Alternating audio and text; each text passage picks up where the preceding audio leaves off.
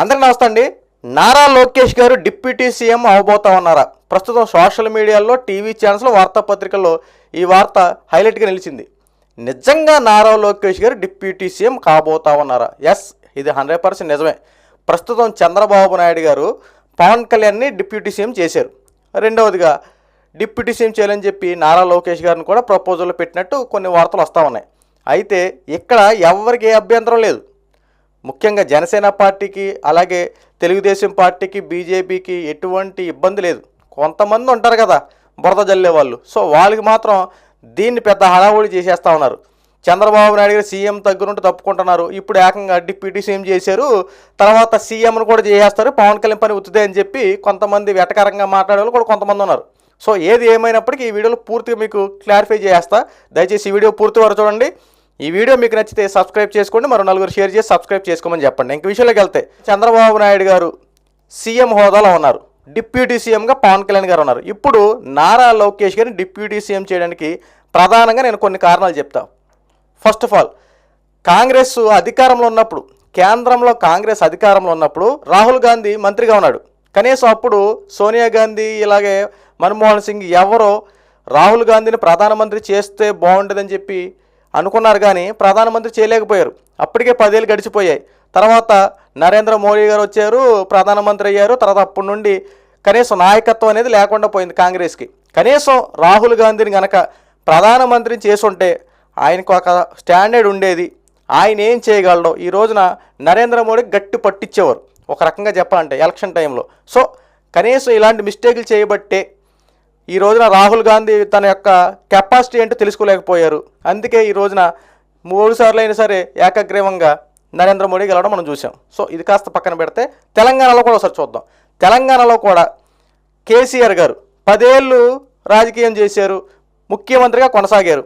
అదే కేటీఆర్ కనుక అవకాశం ఇచ్చి ఉంటే కేటీఆర్ యొక్క సత్తా ఏంటి తెలిసేది. ఎంతసేపు మంత్రి సంబంధిత శాఖల్లో ఏదో మంత్రిగా చేసి అక్కడితో అయిపోయేది తప్ప, అతను కూడా ఒకసారి టెస్ట్ చేసి ఉంటే ప్రజలకి ఏ రకంగా పరిపాలన అందించేవాడు, తనకున్నటువంటి అధికారాన్ని ఏ రకంగా ఎలా ఉపయోగించి ప్రజలకి మంచి పరిపాలన అందించేవాడు, సో కాస్త విషయాలు తెలిసేవి.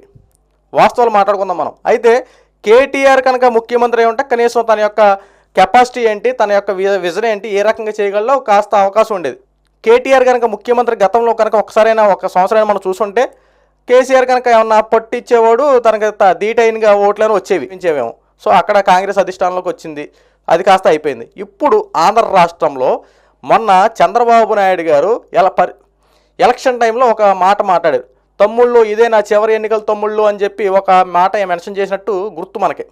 అయితే చంద్రబాబు నాయుడు గారి చివరి ఎన్నికలు అయితే నారా లోకేష్ గారి మొదటి ఎన్నికలు అవుతాయి ఒక రకంగా. ఎలాగంటే ఒకవేళ డిప్యూటీ సీఎం కనుక నారా లోకేష్ గారికి ఇస్తే, ఫస్ట్ ఆఫ్ ఆల్ ఏకంగా సీఎం అయితే ఇచ్చారు, ముందు నారా లోకేష్ గారికి డిప్యూటీ సీఎం ఇచ్చేది. ఎందుకంటే తనకు ప్రోటోకాల్ మారుతాయి, తన యొక్క కొన్ని విధి విధానాలు మారుతాయి, కొన్ని అధికారాలు పెరుగుతాయి. సో డిప్యూటీ సీఎంగా ఉన్నప్పుడు నారా లోకేష్ గారు ఎలా చేయగలరో ఇప్పుడు పవన్ కళ్యాణ్ గారిని చూస్తూ ఉన్నాం. డిప్యూటీ సీఎం హోదాలో ఉన్నటువంటి పవన్ కళ్యాణ్ గారు తన అధికారాన్ని ఎలా ఉపయోగిస్తున్నారు. ఎమ్మెల్యే గెలిచింది మొదటిసారి, మంత్రి పదవి చేపట్టింది మొదటిసారి. అయినా సరే పవన్ కళ్యాణ్ గారు డిప్యూటీ సీఎం ఇచ్చిన తర్వాత తన యొక్క అధికారాన్ని ప్రజల కోసం ఎలా ఉపయోగిస్తున్నారు, ఎలా పరిపాలన చేస్తూ ఉన్నారు, సమస్యను ఎలా సాల్వ్ చేయడానికి ముందు అడుగులు వేస్తూ ఉన్నారు, కొన్ని నిర్ణయాలు ఎలా తీసుకుంటున్నారో పవన్ కళ్యాణ్ గారు స్వయంగా ఒక ఉదాహరణగా కనపడతా ఉన్నారు. సో నారా లోకేష్ యొక్క కెపాసిటీ ఏంటి? మొన్న రాధాకృష్ణ గారు, ఏబిఎన్ రాధాకృష్ణ గారు కూడా ఈ పాయింట్ లేవనెత్తారు. అప్పటి నుంచే ఇది చర్చనీయాంశంగా మారింది. నారా లోకేష్ గారు ఎప్పుడు తండ్రి చాటు బిడ్డలాగానే ఉన్నాడు. తన యొక్క విధానం ఏంటి, రేపు రాజకీయ భవిష్యత్తు ఏంటి, తనేంటో తెలుసుకోవాలంటే ముందు బయటకు రావాలి, అంటే తనేంటో నిరూపించుకోవాలి. ఇప్పుడు ఏ పని చేసినా చంద్రబాబు కొడుకు చేశాడని చెప్పి అంటారు తప్ప నారా లోకేష్ చేశాడు అనడానికి ఉదాహరణలు ఏమి కనిపించట్లా. సో నారా లోకేష్ తండ్రి చాటు బిడ్డ కాదు, బయటకు రావాలి అన్నట్టు కొన్ని ఇండైరెక్ట్గా ఒక ఆర్టికల్ తెలియపరిచారు. సో నారా లోకేష్కి నెక్స్ట్ స్టెప్ ఏంటి? ఈ రోజు నారా లోకేష్ గారు రాజకీయ భవిష్యత్తు ఏ రకంగా మారబోతూ ఉంది. ఇప్పుడు ఐటీ శాఖ మంత్రి బాధ్యతలు స్వీకరించారు. సో అంతవరకు బాగానే చేసుకుంటూ వస్తున్నారు, పరిపాలన బాగానే ఉంది, సమస్యలు తీరుస్తూ ఉన్నారు. నెక్స్ట్ ఏంటి? ఇప్పుడు చంద్రబాబు నాయుడు గారు సీఎం హోదాలో ఉన్నారు కదా. ఇప్పుడు చంద్రబాబు నాయుడు గారు సీఎం హోదాలో ఉంటే సీఎం నుండి కాస్త తప్పుకోవచ్చేమో. ఇప్పుడు డిప్యూటీ సీఎంగా ఉన్నటువంటి పవన్ కళ్యాణ్ గారిని సీఎం చేయొచ్చు. సీఎం చేసిన తర్వాత నారా లోకేష్ గారిని డిప్యూటీ సీఎంలో హోదాలో కూర్చోబెట్టవచ్చు. ఇక చంద్రబాబు నాయుడు ముఖ్య సలహాదారునిగా వాళ్ళిద్దరిని మ్యానిపులేట్ చేసుకుంటే ప్రభుత్వాన్ని ఎలా నడపాలో ఒక గైడ్ లైన్స్ ఇవ్వచ్చు అని చెప్పి నా అభిప్రాయం. సో ఇదే జరగబోవచ్చు అని చెప్పి నేను అనుకుంటాను. సో మీ అభిప్రాయం కూడా కింద కామెంట్ రూపంలో తెలియజేయండి. ప్రస్తుతం నారా లోకేష్ గారిని మాత్రం డిప్యూటీ సీఎం చేస్తే తన ప్రోటోకాల్ మారుతుంది, తన అధికారం కొన్ని పెరుగుతూ ఉంటాయి, ప్రజలకి ఎలాంటి పరిపాలన అందించగలరు డిప్యూటీ సీఎం హోదాలో ఉన్నప్పుడు ఒక సలహాని ఏ రకంగా తీసుకోవచ్చు. ఫస్ట్ ఆఫ్ ఆల్ ఏదైనా సమస్య వచ్చినప్పుడు తన యొక్క మాట విధానాన్ని ఎలా ఇంప్రూవ్మెంట్ చేసుకోవచ్చు, సమస్య సాల్వ్ చేయడానికి ఎటువంటి సలహాలు ఇస్తాడు. డిప్యూటీ సీఎం హోదాలో ఉన్నప్పుడు కొన్ని రూల్స్ అండ్ రెగ్యులేషన్స్ కొన్ని చేంజ్ అవుతూ ఉంటాయి. సో సంబంధిత విషయాలు కూడా కొన్ని గ్యాదర్ చేసుకొని సమస్య పట్ల సాల్వ్ చేయడానికి కొన్ని అవగాహన కలగాలి.